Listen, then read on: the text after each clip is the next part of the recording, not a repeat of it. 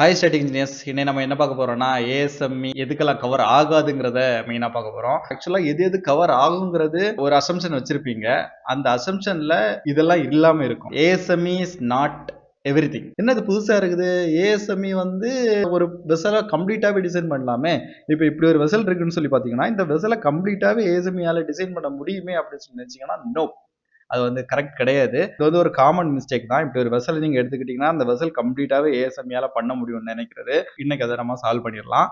இந்த வெசல்ல இப்போ என்ன பிரச்சனை? ஏன் இது ஏஎஸ்எம்இயால இது கம்ப்ளீட்டாவே இந்த வெசலோட ரெக்யர்மெண்ட்டை சாட்டிஸ்ஃபை பண்ணாது அப்படின்னு சொல்லி பார்த்தீங்கன்னா, இப்போ எக்ஸாம்பிள் இப்போ நான் இந்த இமேஜில் இருக்க வெசலே பார்த்தீங்கன்னா, நிறைய அட்டாச்மெண்ட்ஸ் எல்லாம் இருக்குது. ஒரு லேடர் இருக்குது, அப்புறம் வந்து பார்த்தீங்கன்னா பிளாட்ஃபார்ம்ஸ் இருக்குது, நிறைய பைப்பிங் அட்டாச்மெண்ட் இருக்குது. மேலே பார்த்தீங்கன்னா ஏதோ அஜிடேட்டர் இருக்க மாதிரி இருக்கு. அப்புறம் இந்த இன்சுலேஷன்ஸ் அதோட வெயிட்ஸ் எல்லாம் இருக்குது. இது எதுவுமே நம்ம ஏஎஸ்எம்இ கண்டுக்காது. ஏஎஸ்எம்இயோட ஃபுல் ஃபோக்கஸ் என்னன்னு சொல்லி பார்த்தீங்கன்னா, அதுக்குள்ள இருக்க ப்ரெஷர் பார்ட்ஸை மட்டும்தான் அது கண்டுக்கும். ப்ரெஷர் பார்ட்ஸை தவிர வேற எதுவுமே கண்டுக்காது. அண்ட் ASME செக்ஷன் 8ல what all we can do அப்படின்னு சொல்லி பார்த்தீங்கன்னா, we can design, we can fabricate, we can inspect and also we can do the testing. எது ASMEல கவர் ஆகாது அப்படின்னு சொல்லி பார்த்தீங்கன்னா, ப்ராசஸ் டிசைன் கவர் ஆகாது, பைப்பிங் ஸ்ட்ரெஸ் அனாலிசிஸ் கவர் ஆகாது, எக்ஸ்டர்னல் லோட்ஸ் எதுவும் அப்ளை ஆகுதுன்னா அது கவர் ஆகாது, சிவில் அண்ட் ஃபவுண்டேஷன் டீடைல்ஸ் வந்து கவர் ஆகாது, அதோட டிசைனை நம்மளால பண்ண முடியாது ASME வச்சுக்கிட்டு. அண்ட் நான் ப்ரெஷர் பார்ட்ஸோட கால்குலேஷன்ஸ் நம்ம பண்ண முடியாது. அண்ட் கரோஷன், பெயிண்டிங், இன்சுலேஷன்ஸ் அந்த டீட்டெயில் எல்லாமே நம்ம எதுவுமே பண்ண முடியாது. இதை கொஞ்சம் டீட்டெயிலாக பார்ப்போம்.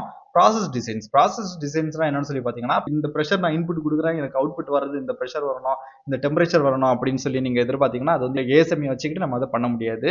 இது வந்து ப்ராசஸ் டிசைன்ஸ்காரங்க தான் பண்ணுவாங்க.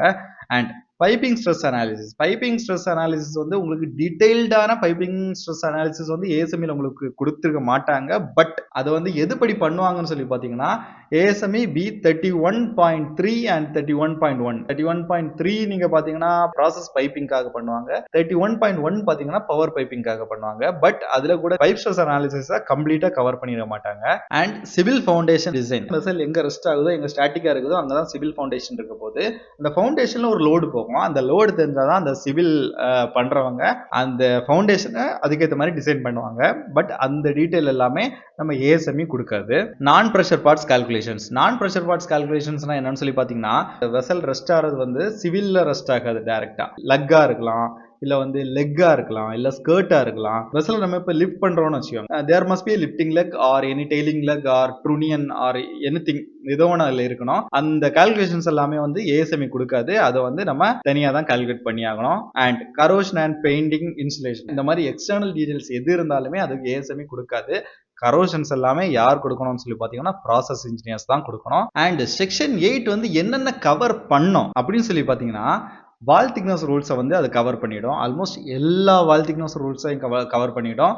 எதெல்லாம் சொல்லி பார்த்தீங்கன்னா, ஷெல், டிஷ், நாசில், கவர்ஸ் வந்து கவர்ஸ், பிளான்ஸ் வந்து அதோட பிளான்சஸ், இந்த மாதிரி எல்லாத்தோட வால் திக்னஸ் ரெக்யர்மெண்ட்டையும் செக்ஷன் 8 டிவிஷன் 1 வந்து கவர் பண்ணிடும். அலோவபிள் ஸ்ட்ரெஸ் லிமிட்ஸ், ஆக்சுவலா அலோவபிள் ஸ்ட்ரெஸ் லிமிட்ஸ் வந்து உங்களுக்கு டைரக்டா செக்ஷன் 8 டிவிஷன் 1 உங்களுக்கு கவர் பண்ணாது. கைட் பண்ணோம் எங்கன்னு சொல்லி பாத்தீங்கன்னா, ASME செக்ஷன் 2க்கு கைட் பண்ணோம். அண்ட் நெக்ஸ்ட் என்னன்னு சொல்லி பாத்தீங்கன்னா, வெல்ட் ஜாயிண்ட் எஃபிஷியன்சி, அந்த பர்டிகுலர் ஜாயிண்டோட கேட்டகரிக்கு என்னென்ன வெல்ட் எஃபிஷியன்சி இருக்கணுங்கிறத நம்ம இந்த ASME செக்ஷன் 8 வந்து கவர் பண்ணோம். அண்ட் ஹைட்ரோ டெஸ்ட் ப்ரெஷர், இந்த ஹைட்ரோ டெஸ்ட் ப்ரெஷர் வந்து எவ்வளவு இந்த வெசலுக்கு இருக்கணும் அப்படிங்கிறத வந்து நமக்கு கோட் கொடுத்துரும். அதுல பாத்தீங்கன்னா UG 99 அப்படிங்கிற ஒரு கிளாஸ் வந்து அந்த டீடைல் எல்லாமே உங்களுக்கு கொடுத்துரும். And finally name plate and stamping, இந்த நேம் பிளேட்ல என்னென்ன கண்டென்ட் இருக்கணும், இந்த நேம் பிளேட் என்ன சைஸ்ல இருக்கணும், இது கொண்டு எல்லாமே ASME கொடுத்துரும். அண்ட் ஸ்டாம்பிங், அந்த நேம் பிளேட்ல ஸ்டாம்பிங், மெட்டீரியல் ஸ்டாம்பிங், இந்த டீடைல்ஸ் எல்லாமே வந்து ASMEலே உங்களுக்கு கவர் ஆகிடும். அண்ட் காமன் மிஸ்டேக்கா நம்ம இந்த ASME வச்சு ஓகே இந்த ASME ஒரு ஸ்டாண்டர்ட் நம்ம ஃபாலோ பண்ணிட்டா இது எல்லாமே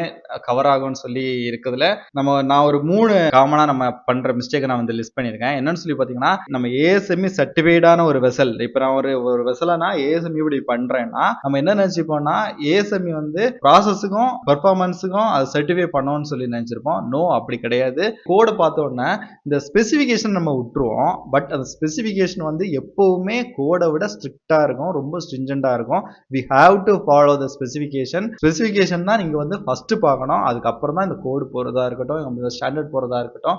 நான் ஃபர்ஸ்ட் வீடியோல கோடு, ஸ்டாண்டர்ட், ஸ்பெசிஃபிகேஷன் என்னன்னு சொல்லி நான் சொல்லியிருப்பேன். இன்கேஸ் அதுல ஏதாவது டவுட் இருந்துச்சுன்னா ஃபர்ஸ்ட் வீடியோ போய் பாருங்க, உங்களுக்கு தெரியும். தேர்டா லிஸ்ட் பண்ணிருக்க மிஸ்டேக் என்னன்னு சொல்லி பாத்தீங்கன்னா, கோடை வந்து ஹேண்ட் புக்கா எடுத்துக்கிறாங்க. நோ, கோடு வந்து எப்பவுமே ஹேண்ட் புக் ஆகாது. ஹேண்ட் புக்னா என்ன சொல்ல வரேன்னா, ஒரு வெசல் எடுத்துக்கிட்டா கம்ப்ளீட் பேக்கேஜாவே, அதாச்சும் from shell design to luck design வரைக்கும் கோட்லயே பண்ணிக்கலாம், கோட் வச்சு பண்ணிக்கலாம்னு சொல்லி நினைப்பாங்க. அப்படி கிடையாது. அதெல்லாமே நம்ம கோட்ல பண்ண முடியாது. அண்ட் இந்த கோடுங்கிறது பாத்தீங்கன்னா இது ஒரு எக்கோ சிஸ்டம் மாதிரி. இந்த ஆப்பிள் எக்கோ சிஸ்டம்லாம் நீங்க கேள்விப்பட்டிருப்பீங்க. இந்த ஐபோன் வாங்குனீங்கன்னா ஆப்பிள் வாட்ச் கட்டாயம் வாங்கணும், மேக் கட்டாயம் வாங்கணும், ஐபேட் கட்டாயம் வாங்கணும். அப்பதான் அந்த எக்கோ சிஸ்டம் கரெக்டா இருக்கும் அப்படின்னு சொல்லி எல்லாம் நீங்க கேள்விப்பட்டிருப்பீங்க. ஒருவேளை நீங்க யூஸ் பண்ணிட்டு கூட இருக்கலாம். அதே போலதான் இங்கேயும் நம்ம கோடும் இது ஒரு எக்கோ சிஸ்டம் தான். எப்படின்னு சொல்லி பாத்தீங்கன்னா மெட்டீரியல் வந்து பாத்தீங்கன்னா ASME செக்ஷன் 2ல கொடுத்திருப்பாங்க. டிசைன் வந்து பாத்தீங்கன்னா ASME செக்ஷன் 8ல கொடுத்திருப்பாங்க. பைப்பிங் அந்த மாதிரிப்பட்ட இதெல்லாம் பாத்தீங்கன்னா ASME B31.3ல கொடுத்திருப்பாங்க. ஒரு கோடு மட்டும் நீங்க ஸ்ட்ரைட்டா போனா பத்தாது. இப்போ வந்து நான் டிஸ்ட்ரக்டிவ் டெஸ்டிங் பாத்தீங்கன்னா ASME செக்ஷன் 5ல கொடுத்திருப்பாங்க.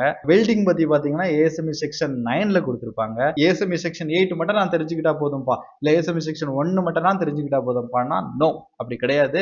And finally project specification. இது எல்லாத்தையுமே கண்ட்ரோல் பண்றது யாருன்னு பாத்தீங்கன்னா இந்த ப்ராஜெக்ட் ஸ்பெசிஃபிகேஷன் தான். இப்போ ஒரு பிளான்ட் எடுத்துக்கிட்டீங்கன்னா அந்த பிளான்ட்ல பைப்பிங்கை எந்த கோடு படி டிசைன் பண்ணணும், அந்த வெசலை எந்த கோடு படி டிசைன் பண்ணணும், அதுல ஒரு பாய்லர் இருந்தா அதை எந்த கோடு படி டிசைன் பண்ணணும், அண்ட் இந்த மெட்டீரியல்லாம் நீங்க எதப்படி பண்ணணும், இந்த வெல்டிங்லாம் எதப்படி பண்ணணுங்கிற டீட்டெயில் எல்லாமே வந்து இந்த ப்ராஜெக்ட் ஸ்பெசிஃபிகேஷன்ல தான் இருக்கும். Okay. And finally here we came to the end of the video. இந்த வீடியோவில் உங்களுக்கு வந்து ASME வந்து நம்ம எதுக்காகலாம் யூஸ் பண்ணக்கூடாது, எந்த இடத்துலலாம் ASME அதோட டீட்டெயில்ஸை ப்ரொவைட் பண்ணாது, எந்தெந்த இடத்துலலாம் நம்ம ASME யூஸ் பண்ணிக்கலாம் அப்படிங்கிற மாதிரிப்பட்ட டீட்டெயில்ஸை நம்ம பார்த்துருப்போம். நெக்ஸ்ட் வீடியோவில் மீட் பண்ணலாம். பாய்.